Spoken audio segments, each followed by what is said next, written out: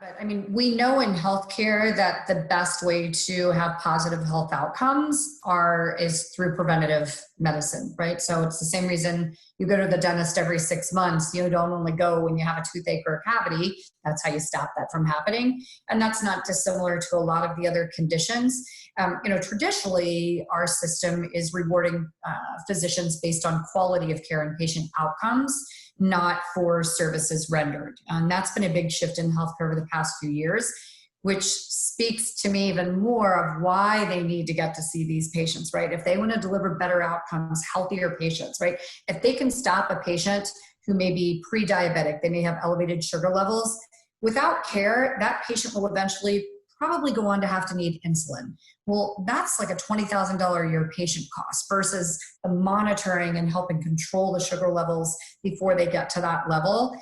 I really do believe, and thank goodness I'm in healthcare because I do think it's largely recession proof, that we are going to have to count on our doctors even more so, and people are going to have to take care of their health because the people that are being most severely impacted by COVID-19, right, are those who have already had some type of respiratory disorder or have some immune compromise. So how do we prevent that? By taking care of ourselves, by listening to what our healthcare providers tell us we need to do. So, telemedicine, right, or what I'd like to call virtual health. It was something that I think the stat from Amwell, by the end of 2019, 3% of patients had actually used telemedicine.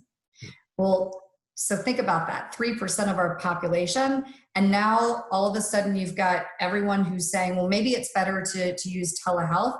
Doctors didn't have systems set up. They didn't have the platform set up. You've got HIPAA issues to deal with. So it's been a bit of a herding cats, a wild, wild west per se, of how do you treat patients virtually, and getting those systems and infrastructure set up. It is still a work in progress, and one that actually we're playing a part of. And these chronic conditions, we're really going to have to evolve and help the patient and the physician, circle those high-risk patients with the best treatment possible and make it more convenient.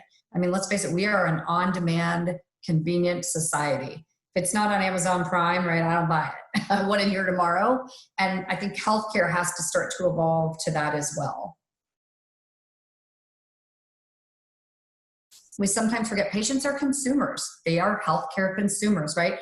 You don't just go in the grocery store and pick up anything without looking at the label or thinking about how it tastes or what it's going to do for you. Well, that's the same way patients are treating their health, right? So what does that mean for me? What does that do for me? Help me understand it better.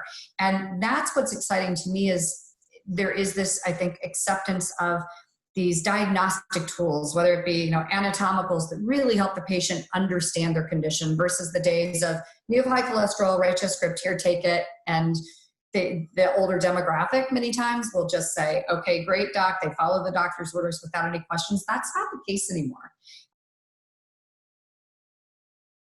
I think sponsors, meaning our pharmaceutical and healthcare clients, have a great opportunity now to really position themselves from a more of a supportive role instead of just an acquisition role. I think sometimes there's been a unreal and unfair perception of pharmaceuticals as pill pushers, right? You've seen some of those negative terms, and instead really looking at, look at this industry too, what they've done in 2 months on accelerating development of treatments and vaccines. And my hope is this brings about a bit of a paradigm shift as we start to see some of those treatments come to fruition. I think we're probably 18 months away from a vaccine, but when that happens, this is a chance for people to really understand why we need drug research and drug development and the best scientists, and in the world working for our pharmaceutical companies. Let's think about, how do we empower? If I was someone new, what are the tools that are from our system right now? And that's always the way to be successful, is where is there an unmet need? Again, I do believe virtual health. And when I say virtual health, I don't mean just telemedicine. In-home health monitoring, I think, is going to have a huge explosion. So if